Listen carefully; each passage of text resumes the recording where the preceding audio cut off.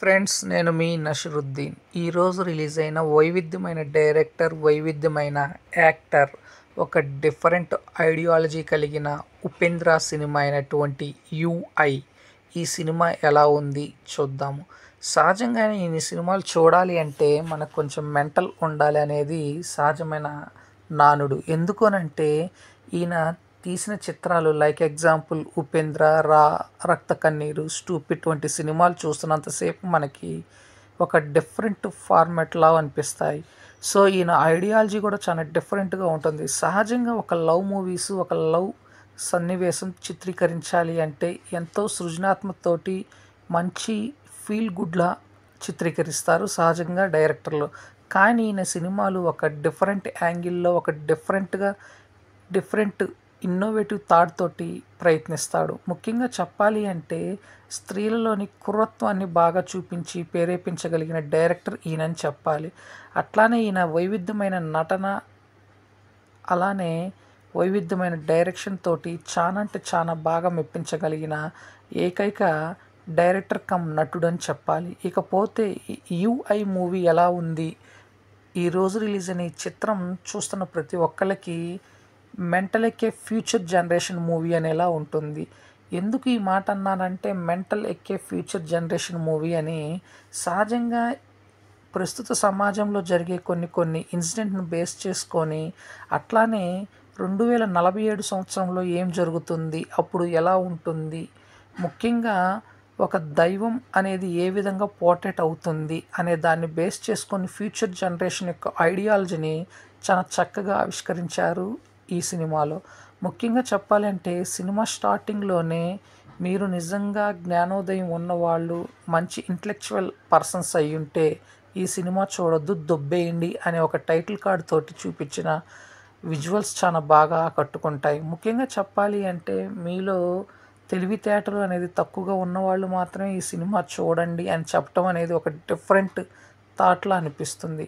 ఇకపోతే ఈ సినిమాలో దైవం అంటూ ఏమీ ఉండదు, కుల మత భేద అంటూ ఏమీ ఉండదు అనే ఒక ఐడియాలజీ తీసుకొచ్చి దాన్ని ఫ్యూచర్ జనరేషన్లో ఫిక్షనల్గా చూపించిన విధానాన్ని చాలా బాగా చూపించాడని చెప్పాలి.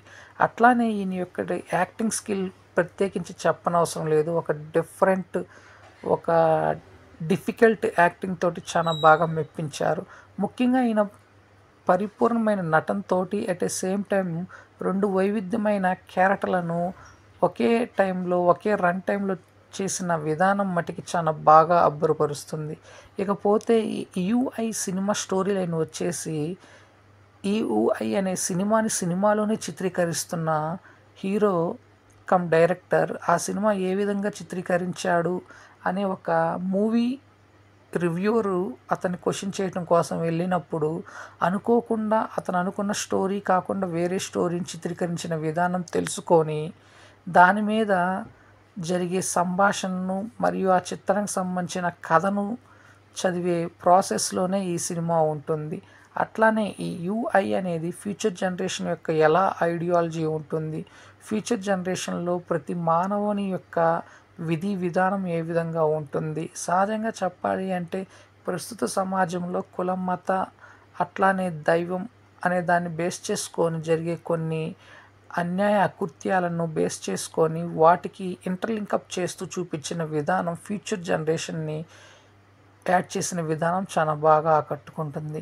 ముఖ్యంగా ఈ సినిమాకి సినిమాటోగ్రఫీ కానీ, డైరెక్షన్ కానీ, ఎడిటింగ్ కానీ చాలా అంటే చాలా బాగా కుదిరాయి. ముఖ్యంగా చెప్పాలి అంటే ఒక different ideology, different thought thinking ఉన్న వాళ్ళకి మటుకు ఈ సినిమా చాలా బాగా ఆకట్టుకుంటుంది. At a same time regular formula cinemas అయినటువంటి 4 పాటలు, 6 ఫైట్లు, 2-3 లవ్ ట్రాక్స్, మంచి కామెడీ టైమింగ్ వంటి సినిమాలు ఎక్స్పెక్ట్ చేసే వాళ్ళకి ఈ సినిమా అంతగా ఆశించినంతగా ఉండకపోవచ్చు. ఎందుకంటే ఈ సినిమా స్టార్టింగ్ నుంచే కొంచెం పిచ్చి పిచ్చిగా అనిపిస్తుంది.